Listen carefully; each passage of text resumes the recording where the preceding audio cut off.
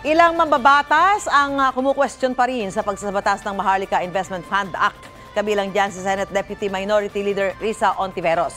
Para i-detalye kung bakit, makakapanayam natin live si Senadora Risa Hontiveros. Magandang umaga po, Senadora. Magandang umaga po sa inyo at sa ating pong mga tagapanood. Senadora, bakit niyo nasabi na hindi kailangan ng Pilipinas ang Maharlika Investment Fund Act? Well, firm po talaga ako sa stand kong iyon. Tayo dito sa Pilipinas, hindi natin kailangan yung Maharlika Investment Fund Act na iyan. Ang national budget na sa ilang linggo na lamang ay paghahandaan naming debatihin, yan ang unang magiging biktima ng Maharlika Fund. Yung dividends po ng Land Bank at saka ng Development Bank of the Philippines, yung kita pati ng PAGCOR, pati na po yung kikitain mula sa privatization program ng gobyerno, yan ay mga mababawasan at nang malaki sa 2024 at sa mga susunod pang taon. Talagang nakababahala sa Maharlikang ito na pamumunuan ni Finance Secretary Jokno, parang iniikot-ikot lang nila, move around lang nila yung mga pondong iyon. At public funds po yan mula sa mga urgently needed expenditures sa mga parang risky gambles. Parang isusugal nila yung mga urgently needed na public funds na iyan. Mula sa fund disbursements na yun na nga, hinihimay talaga namin sa Kongreso, sinuscrutinize namin at ino-authorize regularly ng Kongreso papunta sa mga investments na beyond the reach naming mga elected representatives. Hindi namin kasing sino na mapapakialaman at mapagdedebatihan bago ito gagastusin. Sa panahon na mawawala at sa political capital na ginamit para lamang isabatas yung Maharlika Fund na iyan, lalo na dahil si Sec Jokno nga at si Presidente mismo ay patuloy na nag-i-insist na yung GSIS at yung SSS funds ay pwede pa rin mag-invest sa Maharlika. Unfortunately, kailangan kong sabihin na si Finance Secretary ay hindi nagtagumpay, nag-fail siya sa kanyang misyon na gamitin yung mandato ng administrasyon para magsulong ng mga tax reforms at mga fiscal reforms at lalo na para panatilihing well-funded yung ating national treasury. Nasayang po. Kaya sinasabi ko pa rin at ito bispiras na halos ng pangalawang sona ni Presidente na sayang ang unang taon nitong presidency nila. Kailangan din nating maalala na sa unang sona ni Presidente, naglista sila, nag-enumerate ng mas maraming expenditures sana sa unang taon kaysa mga bagong revenue sources. Pero kahit kulang lang yung revenue sources na binanggit ni Presidente sa kanilang naunang sona, halos isang taon na ang nakalilipas, niwala sa mga mangilang-ilan lamang bagong revenue sources na ito ay talagang nangyari.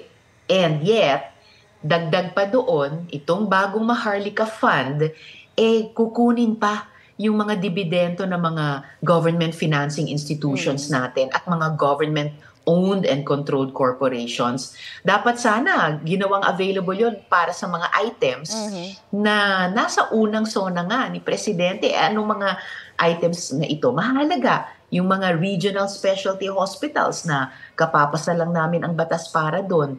Yung kanilang Build Better More na sinasabing infrastructure programs. Potable water systems. Napaka-urgent ngayon sa panahon na nagkakaroon tayo ng krisis sa tubig. At pati nga yung kamakailan lamang ipinasa naming condonation ng mga utang ng agrarian reform beneficiaries. Hindi po yan popondohan ng Maharlika Fund. At hindi rin natin alam kung saan nila kukunin ang panustos.